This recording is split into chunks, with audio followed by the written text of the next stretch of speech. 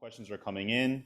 But I do want to ask you, Jamie, before we get into honeymoon and romance travel, something we touched upon just before this call, and something that's always on topic for travel advisors and travelers is the passport situation. And a couple months ago, we heard these reports that we were getting we were getting significant delays that kept coming regardless of how we were moving through COVID. And you actually had an experience with your client that I was hoping you could share with everyone on the call today, and then maybe they could take some advice and then some wisdom from that.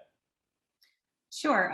Recently, everyone knows about the problems that have been going on with passports. You can no longer go on the website and just fill out a form to try to get a last minute appointment. If you're traveling within 2 weeks, you need to call and wait on hold for hours. I recently had an experience with a client that moved their honeymoon 4 times because of COVID and thought all was well. 3 weeks before they were traveling, they realized that their passport was going to expire about 1 month within their travel date, and basically called me with a crisis of what do I do? So they were able to actually set up a last minute appointment. They did have to drive from New York to Vermont because the local offices are so backed up and really don't have any appointments available.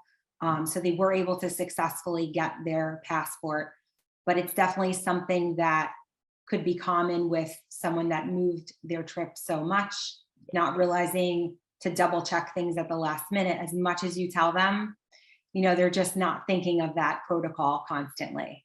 Yeah. Yeah, it is. Again, I think it's going to be a recurring situation for a lot of travel advisors, and I'm sure we could do a whole session on the passport issue. But